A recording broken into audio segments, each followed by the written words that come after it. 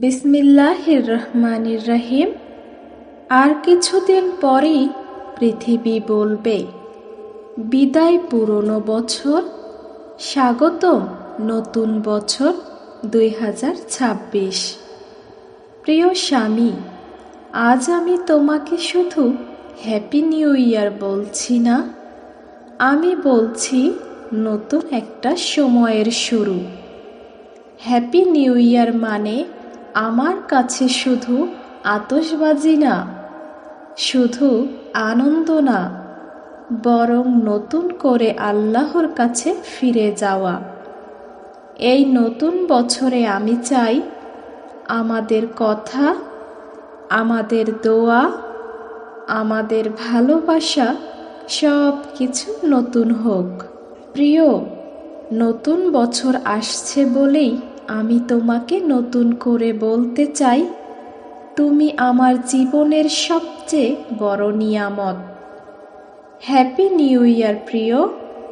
এই বছরেও আমি চাই তোমার পাশে থাকতে, তোমার ক্লান্তি বুঝতে, তোমার নীরবতার মানে জানতে। নতুন বছরে আমি চাই আমাদের ভালোবাসা হোক শান্ত কিন্তু গভীর। ইসলাম আমাদের শিখিয়েছে সময় হলো আল্লাহর আমানত। নতুন বছর মানে আল্লাহ আমাদের আরেকটা সুযোগ দিচ্ছেন। প্রিয় স্বামী, 2026 সালে আমি চাই তুমি আল্লাহর আরও কাছাকাছি যাও।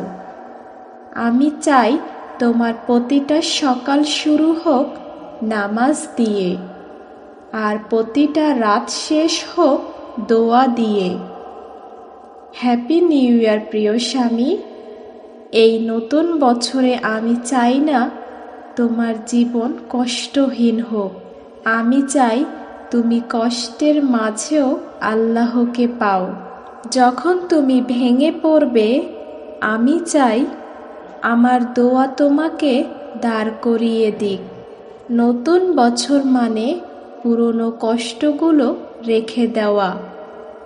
প্রিয়, যদি কখনো আমার কথায় তোমার মনে কষ্ট হয়ে থাকে, এই নতুন বছরে আমাকে ক্ষমা করে দিও। হ্যাপি নিউ ইয়ার মানে নতুন করে শুরু করা। প্রিয় স্বামী, নতুন বছর মানে আমাদের সন্তানের জন্য নতুন স্বপ্ন।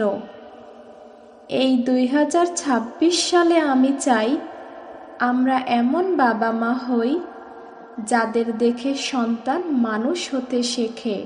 হে আল্লাহ, এই নতুন বছরটা আমাদের জন্য কল্যাণময় করো।